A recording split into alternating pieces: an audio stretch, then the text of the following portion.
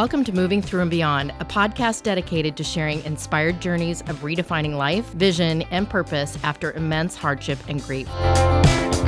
My goal with this podcast is to give you hope and to let my guest journeys inspire you to make the choice to keep looking up. I'm your host, Carey Conley.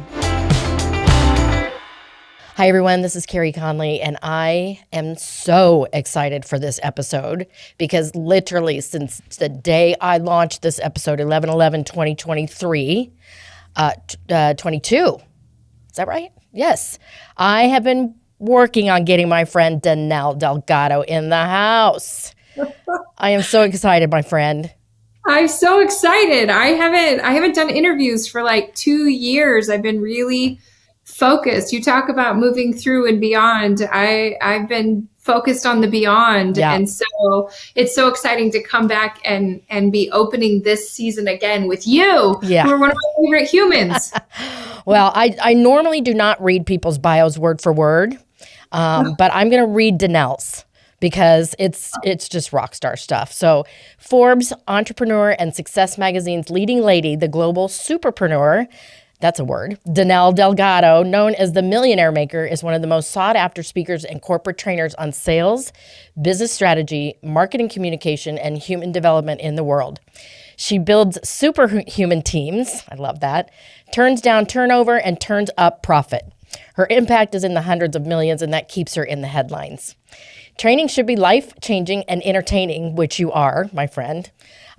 She and her new partner, Mike Draper, co-founded the highly acclaimed edutainment training company called Team Engage to mass success. She is also the CEO of Life Intended since 2014 when we met. And she is the best-selling author of I Choose Joy, a cancer survivor and mother of 3, and the expert behind training the mind to win on repeat. Danelle is one of the truest underdog champion comeback stories you will ever experience. Her life, her words change people. She is the titan of progress. Dang, I love all that. It's amazing what happens in life, right? Most people think those challenges are sucker punches. And I'm like, no, it was building the titan of progress. Yes. Yeah. And it's just so yeah, you and I know exactly when I met you for the first time, Danelle. It was 2015. It was about 6 months after I lost my husband, Ross. Yeah. And you had a huge event in Denver, and I went because that's where I'm from originally. I don't know if many people know that. And it was just life-changing for me. I was like, okay, who is this woman and what is she doing? And so I started following you. We became friends. I actually hired Danelle for a while, you all, to be my coach. She's a huge impetus to this whole movement that I'm wanting to do for young adults to help them live with vision and purpose.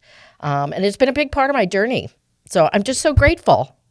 I love it. You know, I was talking with someone today. I'm working with this massive team. You know, it's amazing how you just continually, when you run hard, right? When you focus on progress, it's amazing what lands in your lap. But it's just like having you walk into an event who I didn't know before, and your presence shows up, and you just kind of get blessed with the people who are supposed to be in that mode, right, and supposed to be in that part of your life in that season, right? And so I think the braver we become to chase what we can think of, as far as we can think, when we go there, the right people end up walking into the room, right, just like you did.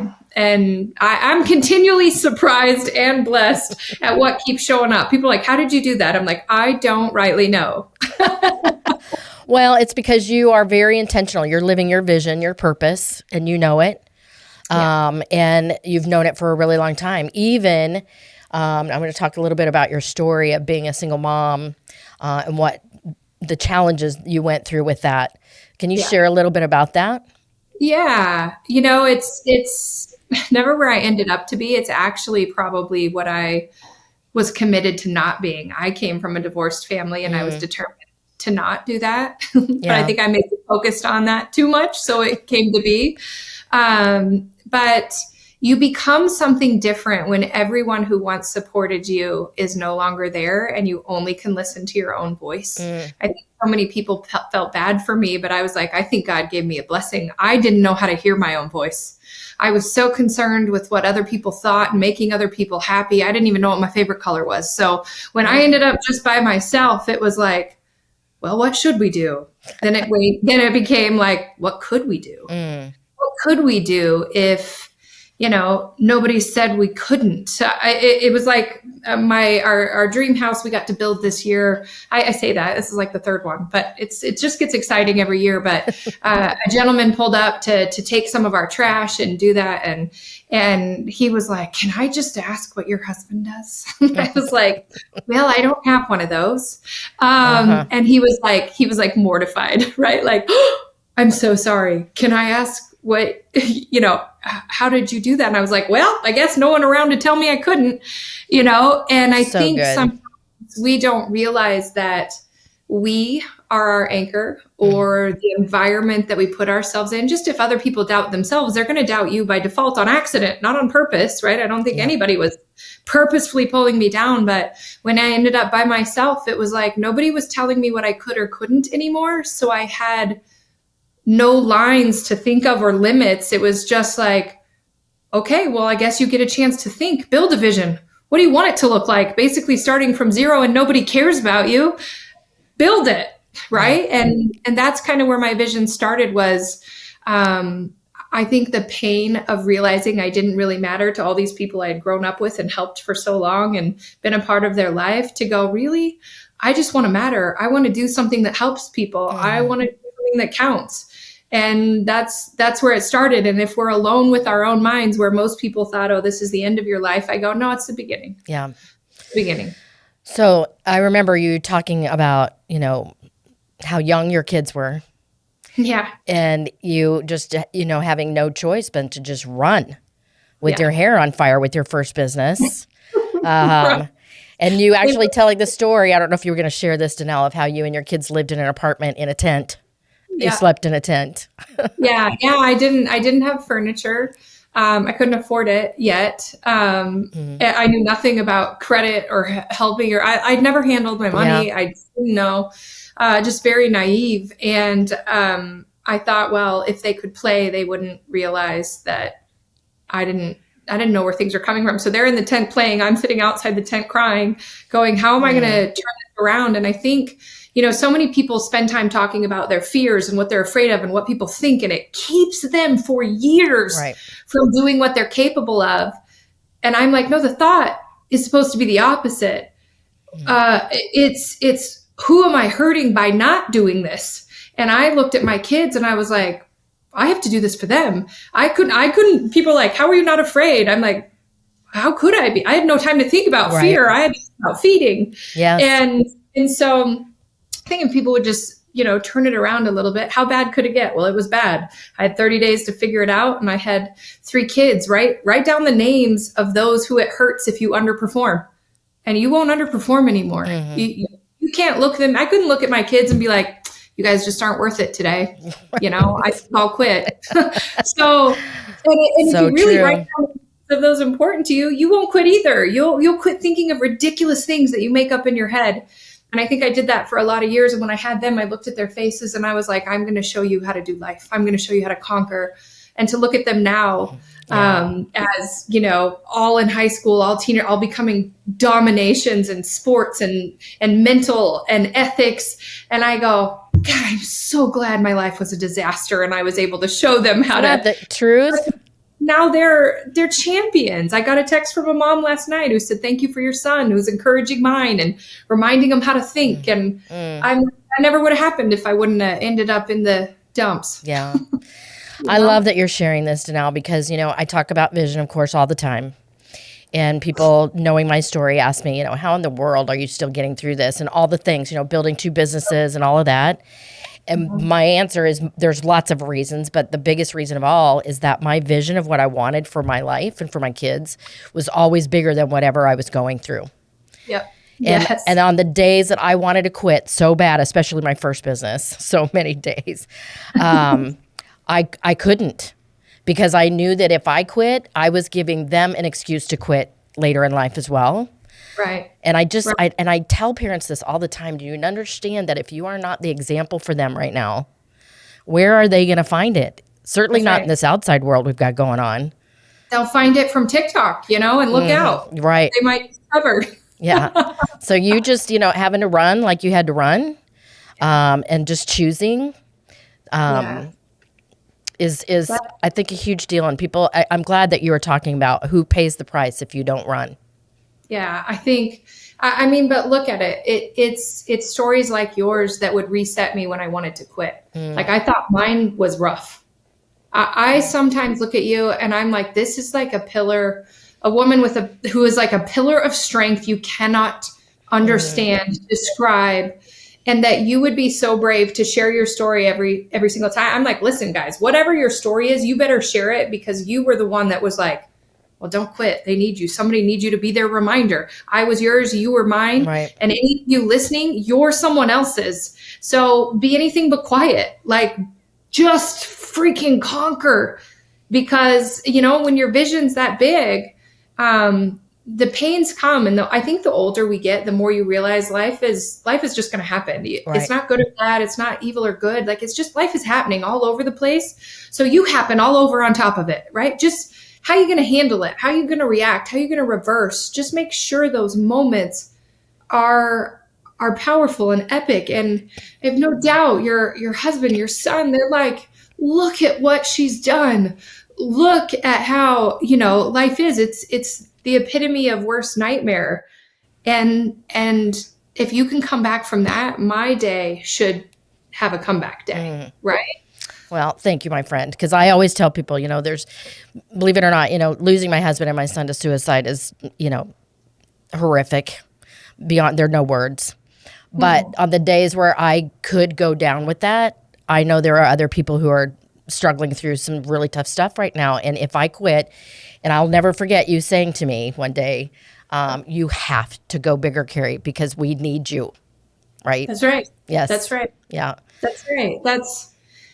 We make our lives so minimal and so small, but we're a giant to someone. Right. Right? Whatever we're overcoming, you might look at Carey or I's stories and be like, well, I don't have a comeback story. I'm just a normal human. And I go, great. Your normal is somebody else's champion.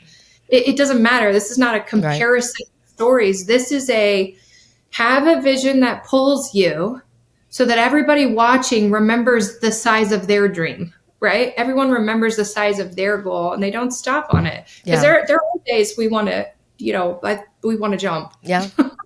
How silly are those? But there are. Yeah.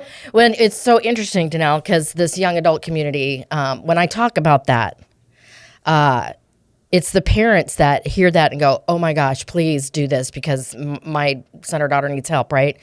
Yeah, but we need teammates. Yeah. But the first thing I ask him is, well, how are you doing with following your vision?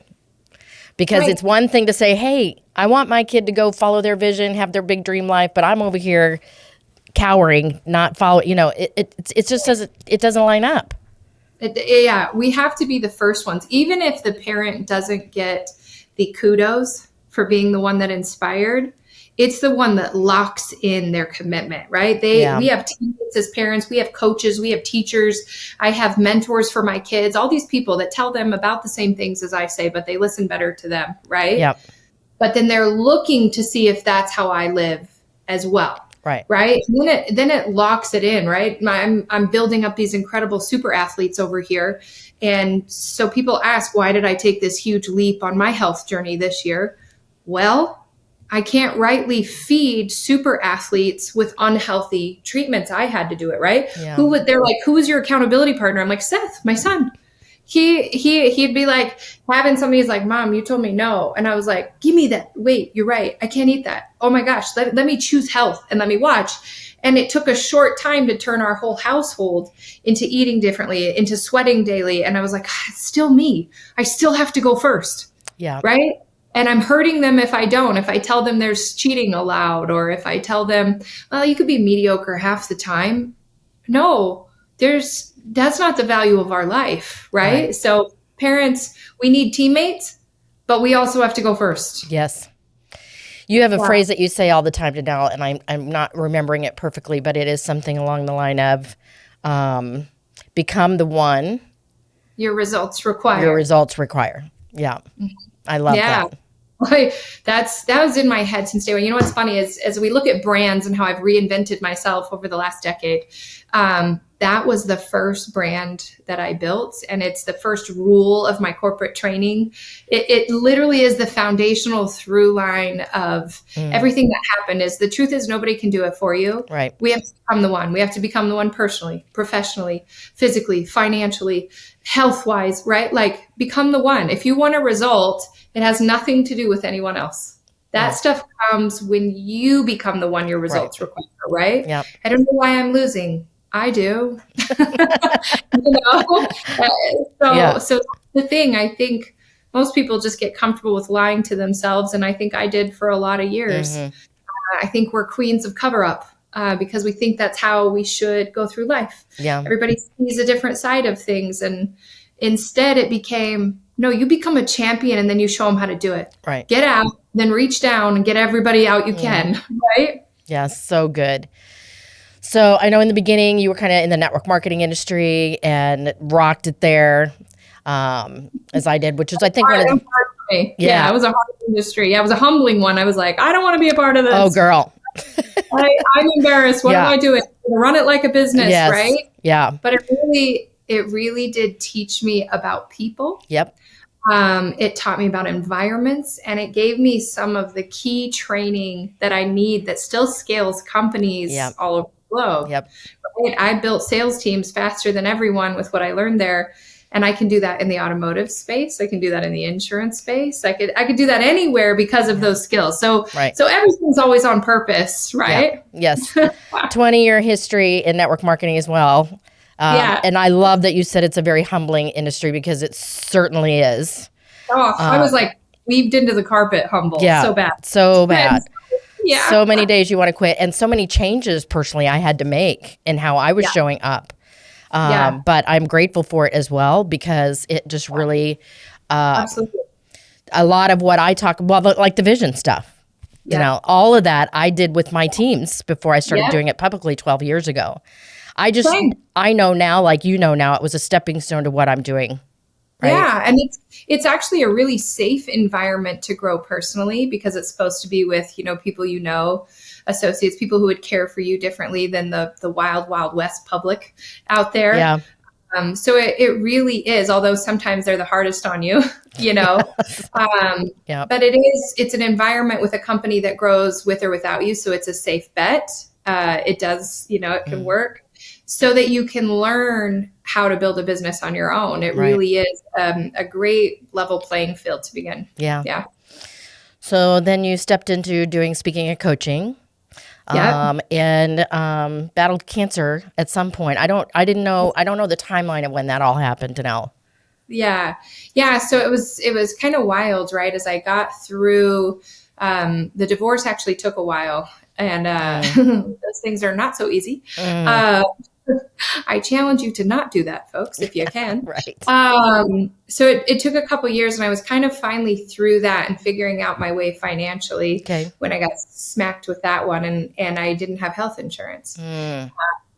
And different season several years ago, wasn't required legally by law like it is now. Or maybe it was, I don't know. I wasn't really following any of the rules. And so looking at those bills, if I wouldn't have had the networking, I wouldn't have made it, but I did use every dime to pay off my bills, my health fees, all of those kinds of things.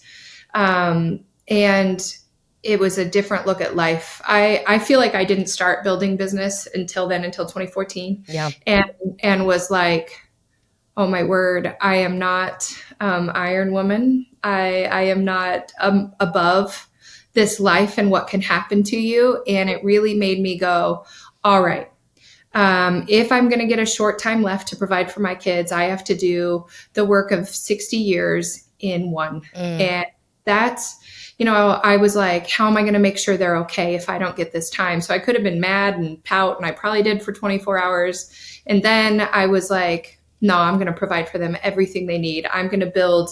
That was the power behind all of my trainings I was dropping as well. Is I want them to have video of me. I want them to know what I believed, what I said, what I breathed, what values I carried, so that if something happened to me, they would have my videos, right? They would have my training. They would have access to build whatever they wanted. And I wanted to build these trainings that could continue to earn if something happened, that would care for them. And that's where the hunger and the fire of people are like, what'd you do? And I was like, I just outlearned my competition. I learned faster. I learned farther. I went, I just said, who's doing it best? Great. I'm going to watch and learn from them. And then I'm going to go do it myself. And that's where the fire comes from. I think once you learn you're not invincible, you learn how precious conversations are. So the nasty ones, I just didn't have those anymore. Yeah. The anchors, I just didn't spend time there anymore, where most of the people are like, well, I have to, I feel obligated. I'm like, no, you don't. You're going to die. You need to put the acting gear, right? Like, choose to make those moments count. If it didn't change, I think the good thing is I always wanted to leave a good taste with others. So it didn't matter if people loved me or hated me. I just loved them. I was like, I don't have time to fight. So I was like, well, I don't care how you feel about me. I love you, and go be great. that was just kind of my rhythm. So eventually even my haters kind of loved me, because they're like, well, you can't really say bad things. Like, what are we going to do? And I was like, I just want people to win. I don't want to fight. I don't want to be ridiculous. I don't care what you say about me on the internet. I just want to help whoever I can help. And so I think if you look yourself in the mirror and you say, okay, let's just say I had 1 year left, your vision would be different. Your vision would be very different, and live that life instead. Live that one. So good, because this is why people get stuck and why they drift and they don't get, over themselves, because they think they have all the time in the world, Danelle. And you and I both know, because of what you've been through, what I've been through, there is no promise of tomorrow. And it's a big part of why I keep doing what I'm doing at the age I'm at. Hello. Yes, you champion. Well, I'm just riding on your coattails, Danelle. We better all be like that, right? Yeah. If we're not giving back at every age, there's something wrong with us. Something happened, right? Yeah. I'm just you are the epitome of living your message and your movement. And I think that is a great message people need to do, is they need to hear, is they need to have a sense of urgency. Yeah. Because it at times clicking, So when I do my vision work, what I do is I ask people to think 3 years out, think how old they'll be in 3 years, how old their kids will be. And everything you were doing was flashing forward and just saying, I need to prepare now for what might come. Right. Yeah. I look at that every day as my kids, I feel like I blinked and they went from like toddlers to high schoolers. And, it's like you sharing your story. I go, kids, I'm going to be so strict and so on you and so spend every time and minute with you, because I know the value of one Christmas. I know the value of one Thanksgiving, of one birthday. People were giving me a hard time about going all out for my kids on their birthdays. And I go, who would you have become if somebody celebrated you like that?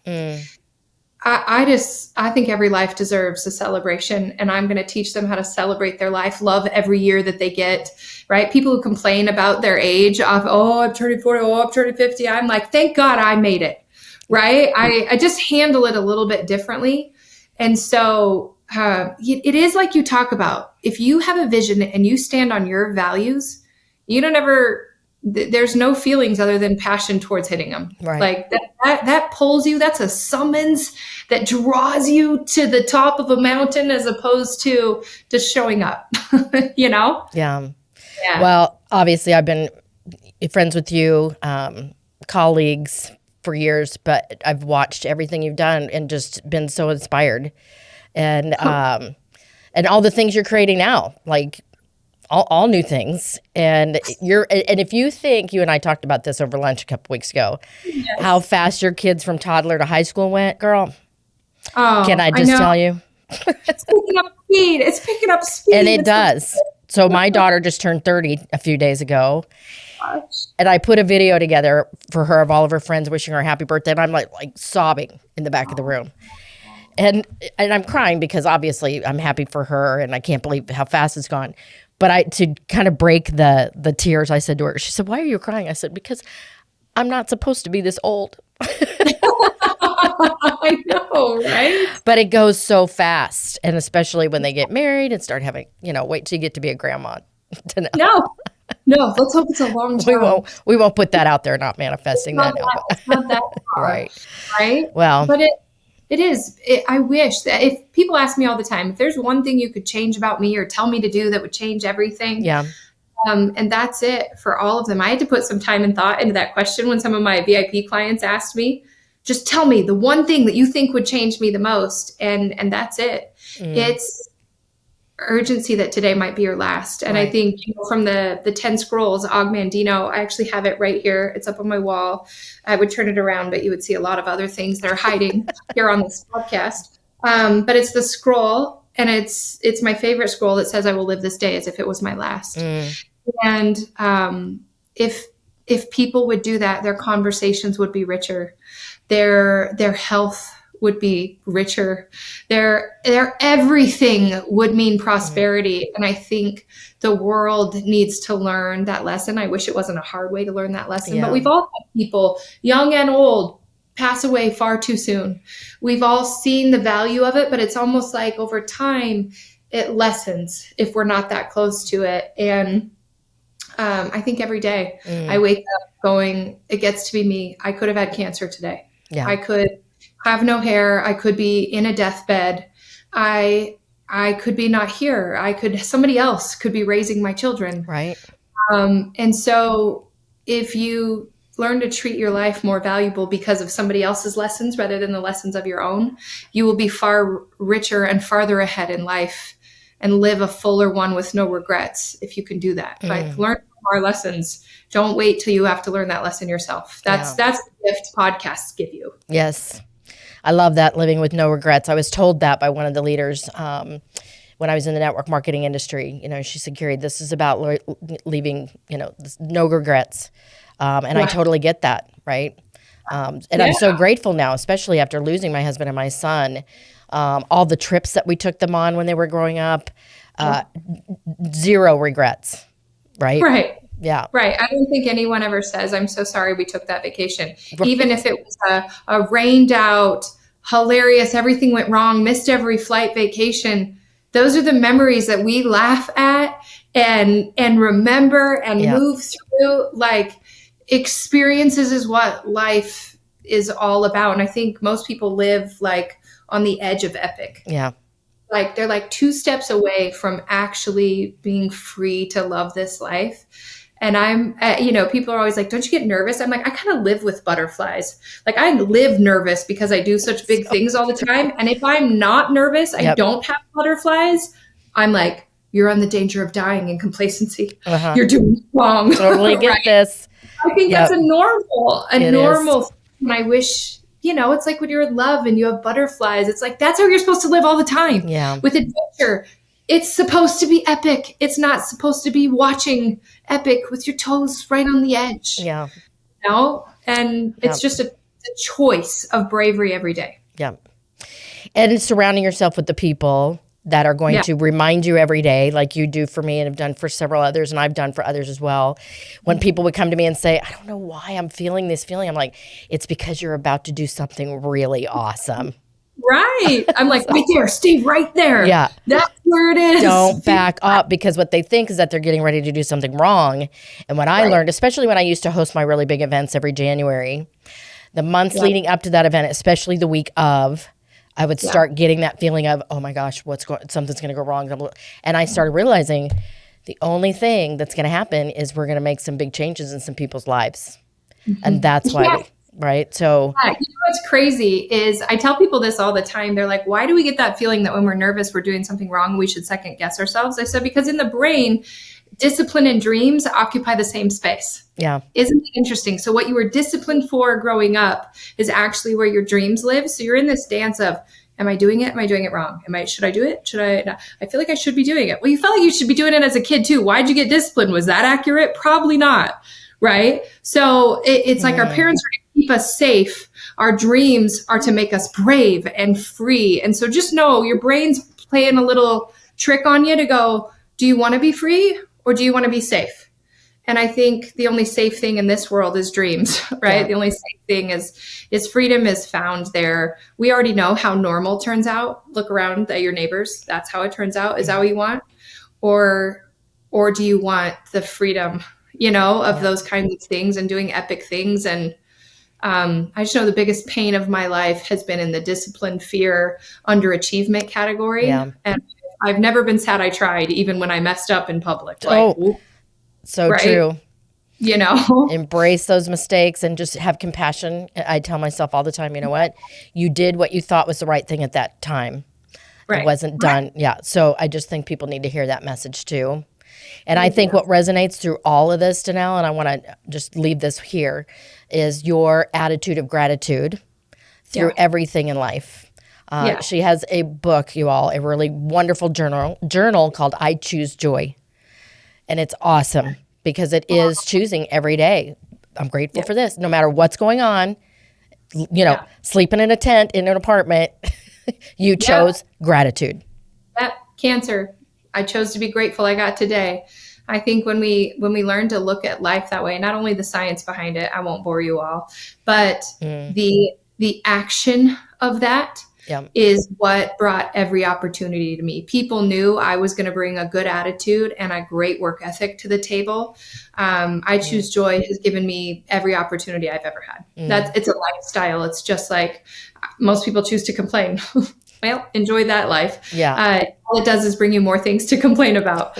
I'm just like, I'm grateful. One of my clients was complaining the other day about their husband's socks on the floor and always picking up after their kids. And I go, what about those people who don't have socks to pick up, or they don't have children to chase? I'm going to go ahead and be grateful and pick up the socks and smile and give them a hug and say, I'm so glad you're here with me today. So good. And so true. It's in the little things that the big things become apparent. Yeah. Well, like I said, I've been wanting you here for so long because your words and your passion is so infectious, Danelle. You've helped me, and I know you're going to help a lot of people who've listened to this episode, and I hope that we will do it again soon.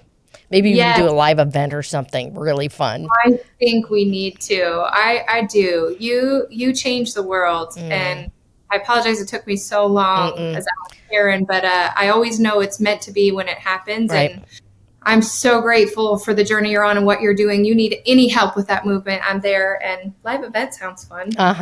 For sure. Let's do it. Maybe somewhere really beachy or something. I am always in for the beach. You know me. Me too. So, Danelle, are you now going back to doing your Friday Night Lives on Facebook? Is that where you want people to start seeing you? Or are you just going to do that randomly?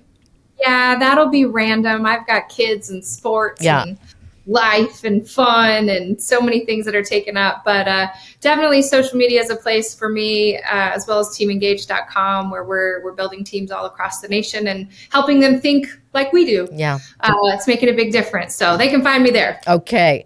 Well, we'll do this again, my friend. I appreciate you. Hang tight for a second. I want to thank everybody for listening to this episode. I am your host, Carey Conley, and I'm here to remind you to keep looking up. If you found this episode inspiring or helpful, please share it with a friend or a family member. In order to be successful on this mission, I can't do it alone. Connect with me at www.careyconley.com, and don't forget to sign up for my weekly Do It On Purpose newsletter. Let's build this life-giving vision movement together to end this epidemic, save lives, and create purpose.